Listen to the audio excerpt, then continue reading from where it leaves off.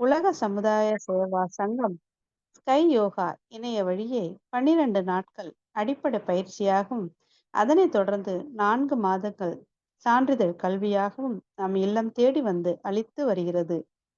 இந்த சிறப்பான செய்தியினை நமது உறவுகளிடம், நட்புகளிடம் பகிர்ந்து அனைவரும் உடல் நலத்துடன் ஆரோக்கியமாக, அமைதியாக வாழ நம்மால் ஆன சிறு உதவியினை செய்வோம். மகரிஷியின் கனவாம் உலக அமைதிக்கு நம்மால் இயன்ற சிறு தொண்டினை செய்து குருவின் கனவினை நனவாக்குவோம். மேலும் விவரங்களுக்கு குண்டலினி யோகா .edu.in இணையதளத்திற்கு செல்லவும். வாழ்க வளமுடன். தவத்தினை தொடர்ந்து நிதானமே பிரதானம் என்ற தலைப்பில் சிந்தனை விருந்து வழங்க பேராசிரியர் அருள்நிதி பாக்கியலட்சுமி சந்திரபோஸ் அம்மா அவர்களை அன்புடன் அழைத்து அமர்கிறோம். வாழ்க வளமுடன் அம்மா. வாழ்க வளமுடன் அம்மா. இன்று நமக்கு அருமையான ஒரு ஆழமான பஞ்சேந்திரிய தவத்தை நடத்தி கொடுத்த மதிப்பிற்கும் மரியாதைக்கும் உரிய பேராசிரியர் ரோஜா அம்மா அவர்களை நாம் அனைவரும் இணைந்து வாழ்த்துவோம். ரோஜா அம்மா அவர்களும் அவரது அன்பு குடும்பமும் அருட்பேராற்றல் கருணையினால் உடல் நலம், நீலாயுள், நிறை செல்வம், உயர் புகழ், மெய் ஞானம் ஓங்கி வாழ்க வளமுடன், வாழ்க வளமுடன், வாழ்க வளமுடன். நன்றிகள் அம்மா. வாழ்க வளமுடன். வாழ்க வையகம், வாழ்க வையகம், வாழ்க வளமுடன். குரு புகழ் வாழ்க, குருவே துணை. குருபிரான் சூக்குமமாக நம்முடன் இருந்து இந்த சிந்தனைகளை நல்ல முறையில் தருவதற்கு துணை நிற்பாராக என்று சங்கல்பித்துக் கொண்டு சிந்தனையை தொடங்குவோம். இன்று கொடுக்கப்பட்ட தலைப்பு நிதானமே பிரதானம். நிதானமே பிரதானம் என்பதன் பொருள் பொறுமையே முக்கியமானது அல்லது அமைதியே முக்கியமானது என்பதாகும். இது வாழ்க்கையின் பல அம்சங்களில், குறிப்பாக கடினமான சூழ்நிலைகளில் பொறுமையுடனும் நிதானத்துடனும் செயல்பட வேண்டியதன் முக்கியத்துவத்தை வலியுறுத்தும் ஒரு சொற்றொடர் ஆகும். நிதானங்கிற வார்த்தையை டெய்லி நாம கேட்டுக்கிட்டும் கடைபிடிச்சுக்கிட்டு தான் இருக்கோம். நம்மளோட டெய்லி லைஃப்ல கடைபிடிச்சுக்கிட்டு தான் இருக்கோம். நாமளா எப்போ எப்படி நம்ம எல்லாருக்குமே தெரியும். நம்மோட உடல் மற்றும் மனம் சோர்வடைவதற்கும் சில நோய்கள் வருவதற்கும் அடிப்படை காரணம் நம் உடலில் போதிய சத்து இல்லாததும் ரத்தம் சுத்தமாக இல்லாததும் தான். இவை இரண்டையும் ஒரே நேரத்தில் சரி செய்ய உதவும் ஒரு விலை மதிப்பற்ற மற்றும் எளிதாக கிடைக்கும் பொருள் ஆக்சிஜன். அதற்கு தினசரி குறைந்தபட்சம் 1/4 மணி நேரம் முதல் அரை மணி நேரம் வரை மூச்சு காற்றை கவனத்தை செலுத்தி ஆழ்ந்து நிதானமாக பொறுமையாக மூச்சை உள்ளிழுத்து வெளிவிடுவதுதான். நிதானமான உடற்பயிற்சி, நிதானமான காயக்கல்பம், நிதானமான தவம் இதற்கு மிகவும் துணை புரிகின்றது. சரிங்க, நிதானம்னா என்னங்க? அவசரப்படாம பதட்டப்படாம இருக்கிறது, பொறுமையா இருக்கிறது. அப்போ பொறுமையில தானே டாபிக் கொடுக்கணும். ஏன் நிதானம்னு கொடுத்திருக்காங்க? நிதானம் இஸ் ஈக்குவல் டு நீ பிளஸ் தானம். தமிழ்ல நீன்னா உறுதியானதுன்னு பொருள், சமஸ்கிருதத்துல புனிதமானதுன்னு பொருள். அப்படின்னா ஒரு உறுதியான புனிதமான தானம் தான் நிதானம்னு வச்சுக்கலாமா? நமக்கு என்னென்ன தானங்கள்லாம் இருக்குது நமக்கு தெரியும். ரத்த தானம், கண் தானம், உறுப்பு தானம், பணத்தை தானமா கொடுக்குறோம், கோதானம், பூமி தானம், இப்படி நிறைய இருக்குது. இந்த வரிசையில தான் நிதானமும் வருது. சாதாரணமா தானம்னா என்னங்க? பகிர்ந்து வாழறதுதான் தானம். நான் யோகா கிளாஸ் போறேன், நல்லா இருக்குது, நீயும் போ. நான் அந்த சினிமா பார்த்தேன், நல்லா இருக்குது, நீயும் போ. இப்படி பகிர்ந்துக்கிறது கூட தானம் தான். கர்ணன் தன் உயிரையே தானம் பண்ணினான் கிருஷ்ணர் கேட்டபோது. அவன் செய்த புண்ணியங்கள் அனைத்தையும் தாரை வார்த்தான். கர்ணன் தன்னையே தானம் செய்தான். நான் என்ற ஆணவத்தை தானம் செய்தான்.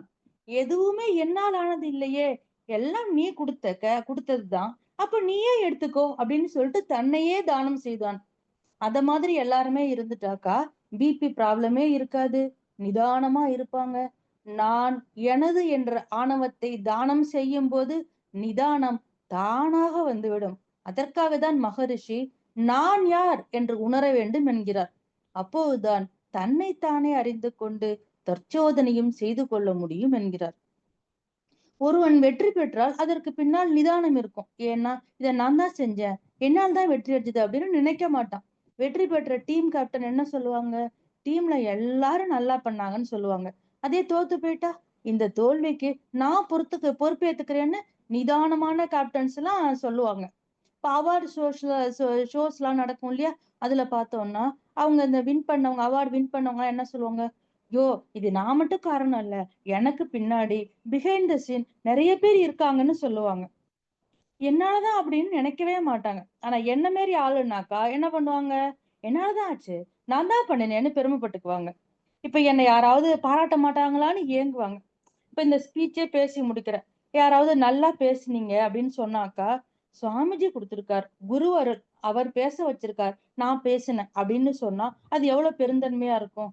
எப்போ ஒருத்தன் அந்த மாதிரி பாராட்டுறப்போ தேங்க்யூ சொல்றானோ, அப்ப அத நான் தான் பண்ணேன்னு சொல்றதாதான் அர்த்தம். சொந்த அனுபவம் பேசுதுன்னு நினைக்க கூடாது. அது அப்படிதான் அர்த்தம் அது.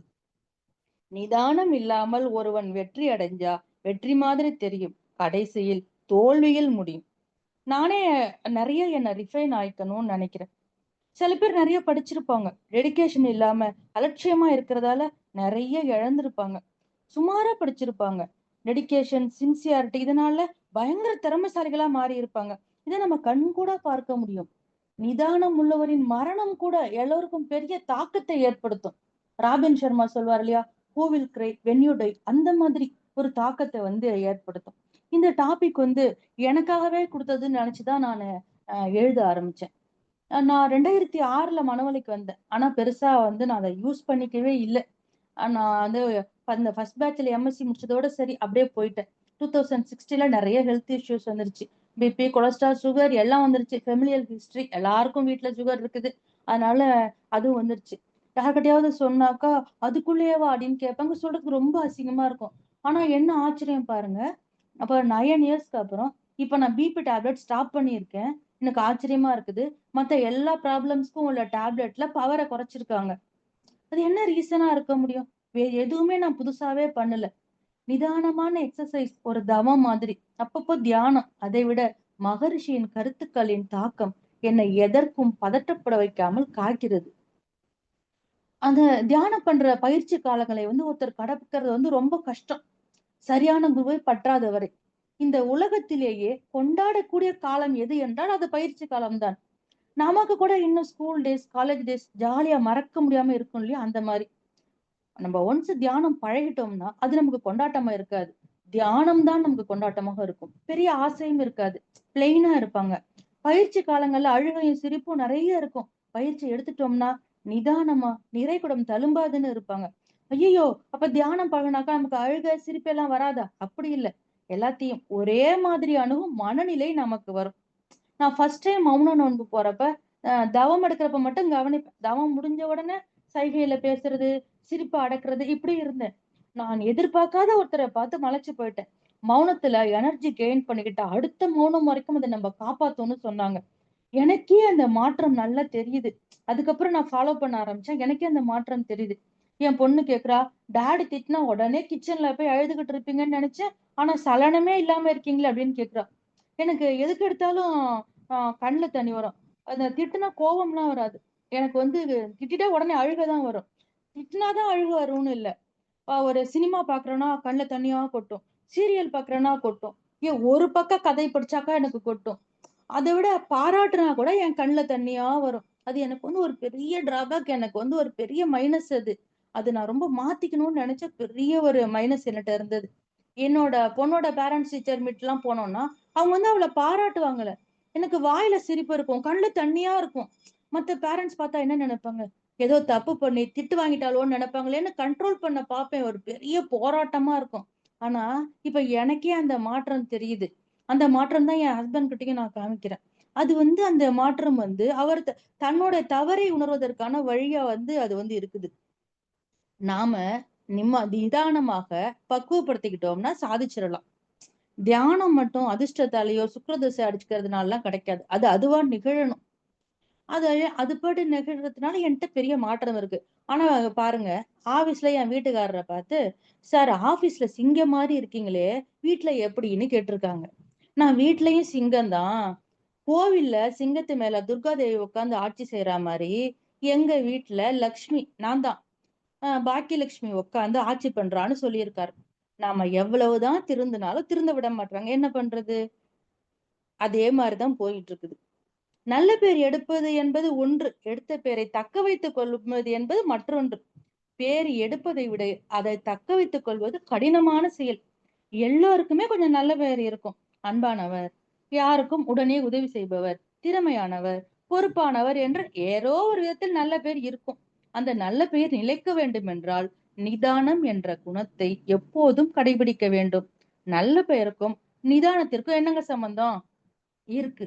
ஏதோ ஒரு நொடியில யாரோ ஒன்றை தவறாக சொன்னார்கள் அல்லது செய்தார்கள் என்றால் நிதானம் தவறி நாம் ஒன்றை செய்துவிடக்கூடும். அல்லது வாய் தவறி வார்த்தை வந்து விடலாம். நாம் நிதானம் இழந்து ஏதேனும் சொன்னால் அல்லது செய்தால் நாம் இதுவரை சேர்த்து வைத்த நல்ல பெயரை அது அழித்துவிடும். அவரா அப்படி சொன்னாரு, அவர் இப்படி செய்ய மாட்டாரே என்று உலகம் சொன்னாலும் அந்த ஒரு செய்கை, அந்த ஒரு சொல் எப்போதும் நம் மீது ஒரு கரையாக இருந்து கொண்டே இருக்கும். ஒரு முறை தவறு நிகழ்ந்து விட்டால் பின் அதை மாற்றுவது கடினம். ஒரு முறைதான் ராமன் மறைந்து நின்று அம்பு எய்தினான். யுகம் எத்தனை ஆனால் என்ன, அந்த கரை போகிறதா? அதே மாதிரிதான் நிறையுடைமை நீங்காமை வேண்டின் பொறையுடைமை போற்றி ஒழுகப்படும்னு குறள் சொல்லுது. இந்த குறள் என்ன சொல்கிறது என்றால், நிறைந்த தன்மை, உயர்வான குணங்கள் ஒருவனை விட்டு நீங்காமல் இருக்கும்படி விரும்பினால் பொறுமையை, நிதானத்தை ஒருவன் விடாமல் கடைபிடிக்க வேண்டும். ஒழுகுதல் என்றால் விடாமல் கடைபிடித்தல் என்று பொருள். ஏதோ ஒரு சமயம் செய்ததோடு இன்னொரு சமயம் விட்டு விட்டோம் என்று இருக்கக்கூடாது. போன மாதம் 1ஆம் தேதி நான் பொறுமையா இருந்தேன் என்று சொல்லி பயனில்லை. எப்போதுமே பொறுமையை கடைபிடிக்க வேண்டும். அப்படி கடைபிடிக்காவிட்டால் நிறையுடைமை நீங்கிவிடும். நிதானம் என்பது மற்ற எல்லா நல்ல குணங்களையும் கட்டி வைத்த அரண் போன்றதுன்னு திருவள்ளுவர் கூறுகிறார். இப்போ டெய்லி எல்லா வீட்லயும் நடக்கிறது. ஈவினிங் ஆபீஸ் முடிஞ்சு ஹஸ்பண்ட் வந்து டயர்டா வீட்டுக்கு வர்றாருன்னு வச்சுக்கோங்க. அவர் எதிர்பார்ப்போட வர்றார். அன்பு மனைவி முகம் கழுவி தலைவாரி புன்னகை தவழும் முகத்துடன் நம்மளை வரவேற்பால், ஸ்நாக்ஸும் காஃபியும் தருவார்னு எதிர்பார்ப்போட வராரு. ஆனா வீட்டுக்குள்ள நுழைஞ்சதுமே ஒரே எரிச்சல், கோபம் அவருக்கு ரொம்ப அதிகமாயிடுது. வீடு முழுக்க குப்பை, துணிமணிகள் எல்லாம் சிதறி கிடக்குது. வேர்க்க விறுவிறுக்க ஒய்ஃப் கிச்சன்ல ஏதோ பண்ணிக்கிட்டு இருக்காங்க. குழந்தை ஒரு பக்கம் கத்திக்கிட்டு இருக்குது. அது அப்ப என்ன நடக்குங்க? இந்த பிரச்சனைய 2 விதமா அவர் அணுகலாம். ஒண்ணு, ஒய்ஃப கூப்பிட்டு காச்சு மூச்சுன்னு கத்தி சண்டை போட்டு வீட்டையே கலவரமாக்கலாம். செகண்ட் இன்னொன்னு என்ன செய்யலாம்? என்னம்மா ஏதேனும் பிரச்சனையா? ஏன் குழந்தை அழுதுகிட்டே இருக்குது? நான் ஏதாவது ஹெல்ப் பண்ணணுமா? இப்படி 2 விதமா அணுகலாம். இந்த 2ல் எது சிறந்தது? செகண்ட் ஒண்ணு தான். ஏன்னா ஃபர்ஸ்ட் எக்ஸாம்பிள் இருக்கிறவர் வந்து மனைவியிடம் சண்டையிட்டு, குழந்தையை திட்டி அந்த ஈவினிங்கே நாசமாக்கி விடுகிறார்.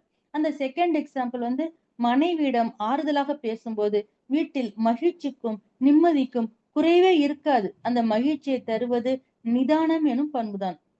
எல்லார் வீட்லயுமே ஹஸ்பண்ட் ஒய்ஃப் சண்டை வந்து இருக்கும். அர்ச்சனை இல்லாத கோவில் இல்ல, பிரச்சனை இல்லாத ஃபேமிலி இல்லன்னு சொல்லுவாங்க இல்லையா? அந்த மாரி எல்லார் வீட்லயுமே இருக்கும். அந்த சண்டைய அன்னைக்கே பேசி முடிச்சுட்டு சகஜமா ஆயிட்டோமா? அதை வளர்த்து வளர்த்து பெருசாக்குறோமா? அப்படிங்கிறது நம்ம கையில தான் இருக்குது. பார்ட்னர்ல ஒருத்தர் கோபப்படும்போது இன்னொருத்தர் வந்து பொறுமையாக, நிதானமாக இருப்பதன் மூலமாக மட்டுமே நிம்மதியான வாழ்க்கை வாழ முடியும். அதுக்காக நான் மட்டுமே விட்டு குடுத்து போகணுமா? அப்படின்னு இல்ல. மற்றொருவர் கோபப்படும்போது சும்மா இருந்துவிட்டு அவரின் கோபம் தணிந்ததும் எடுத்து சொல்லலாம். ஏன் அடித்து கூட செல்லமாக அடித்து கூட சொல்லலாம். அப்போ நாம சொல்றத புரிஞ்சுக்குவாங்க. உடனே சண்டை போடும்போது பிரச்சனை பெரிதாகிக் கொண்டேதான் இருக்கும்.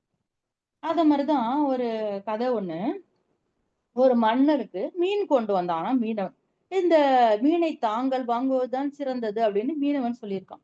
மன்னர் வந்து 5,000 பொற்காசுகளை, அது ஒரு சிறப்பான மீன்னு சொல்லியிருக்கான். உடனே 5,000 பொற்காசுகளை மன்னவர் கொடுத்துட்டார். மகாராணிக்கு அதை தாங்கிக் கொள்ளவே முடியவில்லை. இந்த மீனுக்கு போய் இவ்வளவு பொற்காசுகள் ரொம்ப ஜாஸ்தி. பொற்காசு எப்படியாவது வாங்குங்கன்னு சொல்றாங்க. மன்னர் வந்து நான் கொடுத்ததெல்லாம் நான் வாங்க முடியாதுன்னு அப்படின்னு சொன்னதும், சரி நான் வேணா பேசி வாங்கிக்கிறேன்னு சொல்லிட்டாங்க. இது ஆணா பெண்ணான்னு கேட்போம். ஆண்ன்னு சொன்னா பெண் வேணும்னு சொல்லுவோம். பெண் மீன்னு சொன்னா ஆண் மீன் வேணும்னு சொல்லுவோம்னு சொல்றாங்க.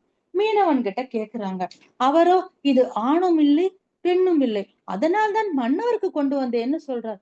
மன்னர் மகிழ்ந்து இன்னொரு 5,000 பொற்காசுகளை கொடுக்கிறார். மகாராணிக்கு டென்ஷன் தாங்க முடியல.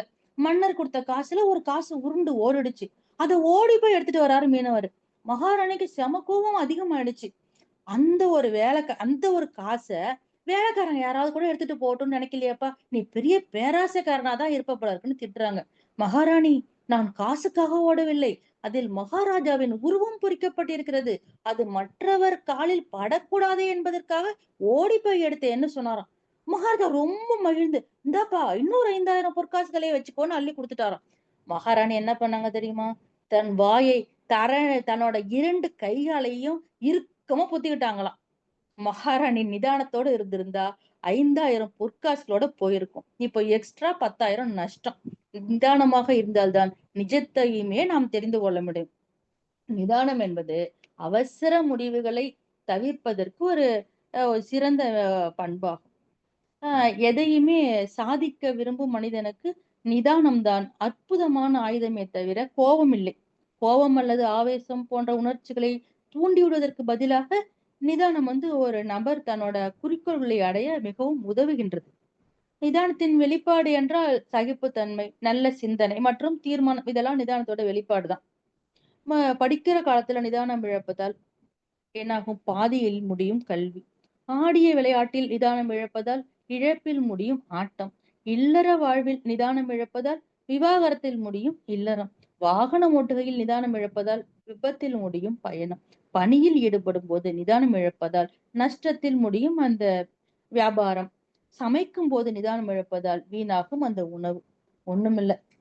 அப்ரிசியேஷன் ப்ராப்பர்ட்டில நெறைய பணமும் செலவு செய்றோம். அதாவது வீடு வாங்குறது, நகை வாங்குறது அது மாரி. டிப்ரிசியேஷன் ப்ராப்பர்ட்டில ஆடம்பர கார், சொகுசு கார் வாங்குறது மாரி செலவு செய்றோமா? அப்படிங்கிறதிலும் முக்கியமாக இன்று நிதானமாக இருக்க வேண்டும். நிதானமாக இருப்பதன் மூலம் மனக்கட்டுப்பாடு கிடைக்கும். நெருக்கடி நேரங்கள்ல கோபத்தையும், பொறுமையையும் நம்ம இழக்காமல் இருக்கிறதுக்கு உதவும். ஒரு பண்பட்ட பேச்சும், செயலும் இருக்கும். வார்த்தைகள் ஏன்னா கூர்மையான கத்தி போன்றது. அதனால பண்பட்ட பேச்சு நமக்கு நிதானம் இருக்கிறப்ப கிடைக்கும். வாழ்வில் வளமளிக்கும். அதாவது வாழ்க்கைய ஒரு வரையறையுடன், ஒரு அளவுடன் வாழ வழி நடத்தும். அப்புறம் எதிர்பார்ப்புகளை நம்ம தவிர்க்க முடியும். மன உறுதியை தருகிறது. அதாவது மனிதனுக்கு அளவு கடந்த அறிவையும், தைரியத்தையும் தந்து அவனை உயர்த்தும்.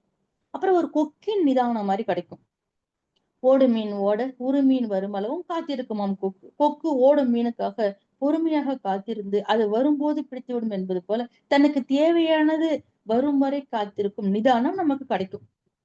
இதெல்லாம் நிதானத்துல கிடைக்கும். நிதானமான வாழ்க்கை, நல்ல அடித்தளமிட்ட இப்ப இருக்க இந்த எம் சாண்ட் மாரில நல்ல மணல் போட்டு கட்டிய உறுதியான கட்டிடம் போன்றது. ஒரு ராஜா ஒரு நல்ல தலைமை அமைச்சரை தேர்ந்தெடுக்கணும்னு 4 அமைச்சர்கள்டயே ஒரு டெஸ்ட் வைக்கிறார். நிதானமான ஆள ஒருத்தர தேர்ந்தெடுக்கணும் அப்படிங்கிறது அவருக்கு ஒரு எய்மா இருக்கு நினைக்கிறார். டெஸ்ட் கணித அடிப்படையில இருக்கும்னு சொல்லிட்டார். 4 பேருக்கும் ரொம்ப சந்தோஷம். 3 பேர் கணித சம்பந்தமான புக்ஸ் எல்லாம் நைட் ஃபுல்லா படிச்சுட்டு இருக்காரு. ஒருத்தவர் மட்டும் கொஞ்ச நேரம் புக்ஸ் படிச்சுட்டு நிம்மதியா தூங்கிட்டார். தூங்கிட்டாரா? எப்படி? கொஸ்டின் பேப்பர் அவுட் ஆயிடுச்சா? இல்ல. அவர் இந்த மகத்தாய் கிளாஸ் அட்டெண்ட் பண்ணியிருப்பார் போல. அடுத்த நாள் காலையில அவர் ஃப்ரெஷ்ஷா எந்திரிக்கிறார். மகாராஜா என்ன பண்ணிட்டாரு? காலையிலேயே ஒரு பூட்ட குடுத்து திறக்க சொல்றாங்க. மத்த 3 பேரும் டென்ஷன் ஆயிட்டாங்க. இவர் மட்டும் டென்ஷன் ஆகாம அழகா திறந்து தலைமை அமைச்சர் ஆயிட்டார். ஒரு தடவைக்கு 3 தடவை யோசித்து நிதானமாக செயல்பட்டதால் அந்த வெற்றி அவருக்கு கிடைச்சது. அந்த பதட்டப்பட்டதுனால நைட் ஃபுல்லா படிச்சாங்க. பதட்டப்பட்டதுனால அவங்களுக்கு அது கிடைக்கல. நம்ம பொதுவா நம்ம நிதானத்த எங்க இழக்கிறோம்னா, டாக்டர் கிட்ட கியூல வெயிட் பண்றப்ப ரொம்ப நம்ம இழந்துருவோம். ஐயோ! நாம அடுத்து போகணும். நமக்கு முன்னாடி போன பேஷண்ட் ரொம்ப நேரம் எடுத்துக்கிறப்ப நமக்கு நெறைய டென்ஷன் ஆகுது.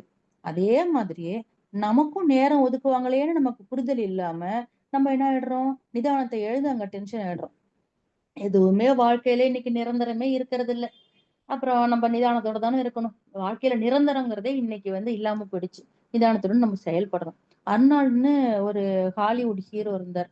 டெர்மினேட்டர்ன்னு அவர் நடிச்ச படம் ரொம்ப ஃபேமஸ்.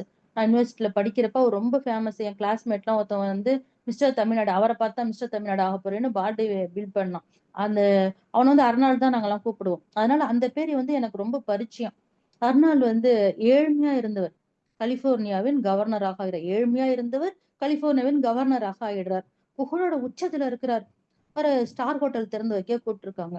வாசல்ல அவரோட பெரிய வெண்கல சிலைய முகப்புலயே வைக்கிறாங்க. அந்த ஃப்ரண்ட்லயே வைக்கிறாங்க. அந்த ஹோட்டல் திறப்பு விழாவின் போது அந்த ஹோட்டல் உரிமையாளர் சொல்றார். அர்னால்டு எப்போது வேண்டுமானாலும் இங்க ஹோட்டலுக்கு முன்பதிவு எதுவும் இல்லாமல் இலவசமாக தங்கிக் கொள்ளலாம். அவருக்கு எப்போதுமே ஒரு அறை இருக்கும்னு சொல்றாரு. நாட்கள் நகர்ந்தன. பதவி போனது, புகழ் போனது. சாதாரண மனிதனாக அந்த ஹோட்டலுக்கு சென்ற அர்னால்டுக்கு அதிர்ச்சி காத்திருந்தது. எல்லாருமும் புக் ஆயிடுச்சு. தற்போது எந்த அறையும் இல்லைன்னு சொல்லிட்டாங்க. செய்வது அறியாமல் தவித்த அர்னால்டு தான் வைத்திருந்த போர்வையை எடுத்துக்கொண்டு அந்த ஹோட்டலின் முன் வெறும் அலங்கார பொருளாக இருக்கும் தன் வெண்கல சிலைக்கு முன் படுத்து விட்டார். கூகுள் பண்ணி பார்த்தோம்னா கூட இப்ப நமக்கு தெரியும். அந்த காட்சியை புகைப்படம் எடுத்து வலைதளத்துல பதிவிடுறார். நாம் பதவியில் இருக்கும்போது மெச்சப்படுவோம், புகழப்படுவோம், நமக்கு உச்சபட்ச மரியாதை தரப்படும். எப்பொழுது நாம் பதவியையும் புகழையும் இழக்கிறோமோ அடுத்த நொடியே நாம் ஒதுக்கப்படுவோம். நமக்கு தந்த சத்தியங்கள் காற்றில் பறக்க விடப்படும். எந்த சத்தியங்களும் வாக்குறுதிகளும் உங்களுக்காக கொடுக்கப்பட்டது அல்ல. அது உங்களை அலங்கரிக்கும் பதவிக்கு கொடுக்கப்பட்டது. உங்கள் புகழை, உங்கள் பதவியை, உங்கள் அதிகாரத்தை ஒருபோதும் நம்பாதீர்கள். இது எதுவுமே நிரந்தரம் கிடையாதுன்னு சொல்றார். இப்படி ஒரு விஷயம் நடந்துச்சுன்னா மத்தவங்க அதை எப்படி ஹேண்டில் பண்ணுவாங்கன்னு தெரியல. நிதானமா இவ்வளவு பெரிய மெசேஜ் சொல்லியிருக்காரு. அதே மாதிரி நிறைய பேர் இன்னைக்கு நம்மளோட லைஃப்ல பார்க்கலாம். ரிட்டையர் ஆனதுக்கு அப்புறம் கூட பழைய மரியாதையை ஆபீஸ்ல தருவாங்கன்னு எதிர்பார்ப்பாங்க. அது எதிர்பார்க்க கூடாது. எதுவுமே நம்மளோட பதவி கொடுக்கப்பட்டதுங்கிறத நிதானமா நம்ம யோசிச்சு நம்ம முடிவெடுக்கணும். நிதானம் என்பது மனதில் சாந்தியும் அறிவில் பொறுமையும் கலந்த பண்பாகும்.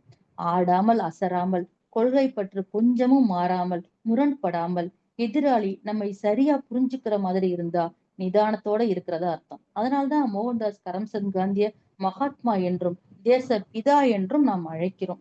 இந்த வாலிபால், ஃபுட்பால் பிராக்டிஸ் எல்லாம் பார்த்தோம்னாக்கா எந்த விளையாட்டுனாலுமே அவங்களுக்கு பிராக்டிஸ் கொடுக்கறது வேகமா பந்து போடுறதுக்கு மட்டுமே இருக்காது. நிதானமாக எப்படி ஹேண்டில் பண்றாங்கங்கிறது தான் அவங்களுக்கு கொடுக்கப்படுற பிராக்டிஸே. பந்தும் வேகமா போகணும், கோலும் விழணும். நிதானம் மட்டும்தான் அதற்கு கை கொடுக்கும். வெளியில அசுரத்தனமா விளையாடணும், உள்ள மனம் நிதானமா இருக்கும். இதுக்குதான் பிராக்டிஸே. அந்த மாதிரி இருக்கிறப்பதான் எவ்வளவு வெளியில அசுரத்தனமா விளையாடி நம்ம உதைச்சு ஓடிக்கிட்டு இருந்தாலும் உள்ளார நிதானமாக கோல் போடுறதுல மைண்ட செலுத்தி போடணும். இது இந்த நிதானம் மட்டும்தான் கொடுக்கும். நமக்கு தெரிஞ்ச ஒரு கதை கூட இருக்கு. ராவணன் மாதிரி சிவபக்தனும் கிடையாது, வீணை வாசிப்போரும் கிடையாது. நம்ம கேள்விப்பட்டிருக்கோம். நாரதரின் சூழ்ச்சியால ராவணன் அகஸ்தியர்கிட்ட போய் என்னோட வீணை வாசிக்கும் போட்டிக்கு வாங்கன்னு கூப்பிடுறாரு. வீணை வாசிப்பதுல நீங்க தானே பெரியவர்னு அகஸ்தியர் சொல்றாரு.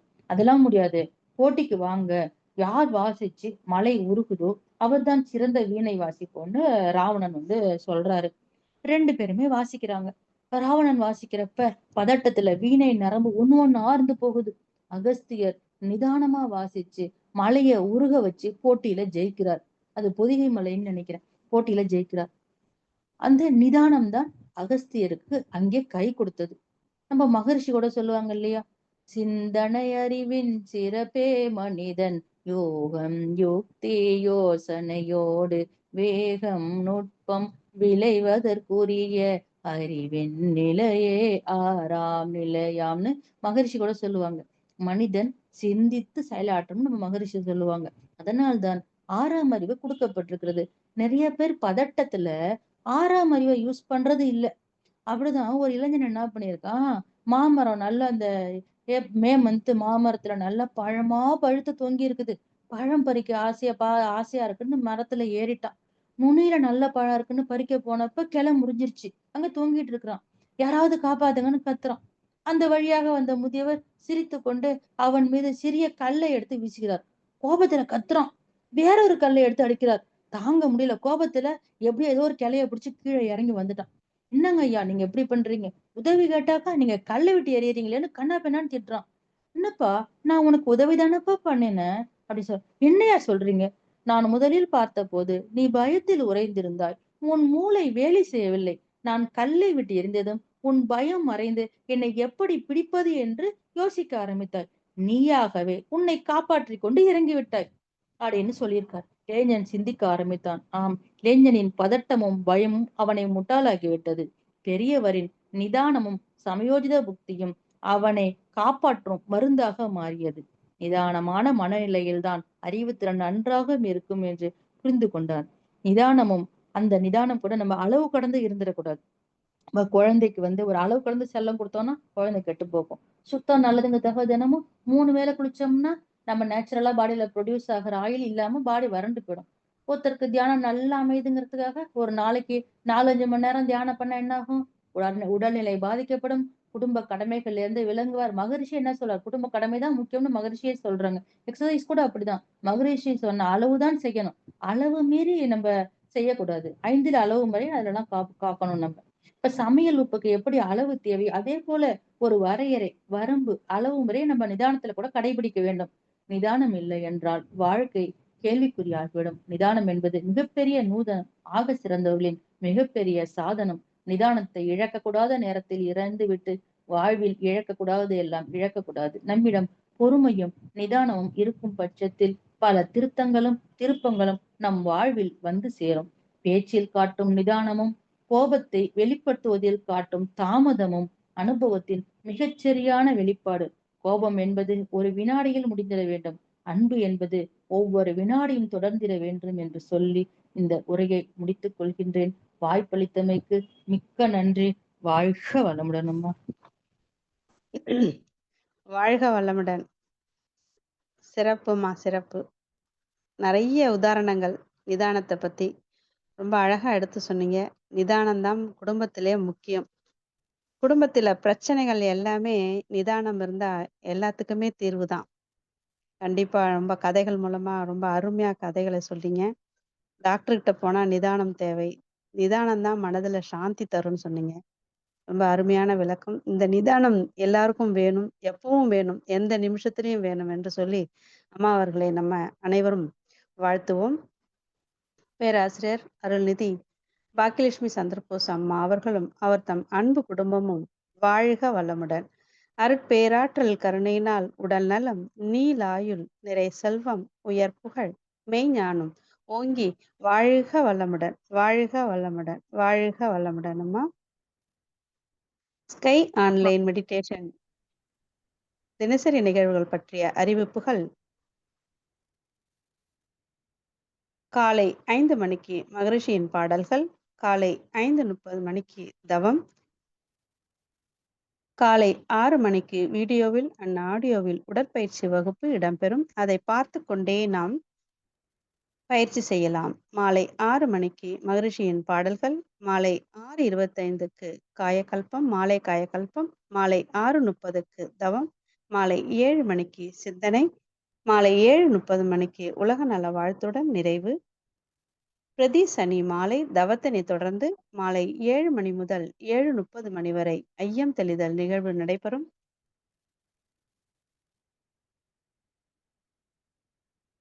பிரதி ஞாயிறு மாலை 7 மணி முதல் 7:30 மணி வரை சிறப்பு சிந்தனை நடைபெறும். உலக நல வாழ்த்துடன் நிறைவு செய்து கொள்வோம்.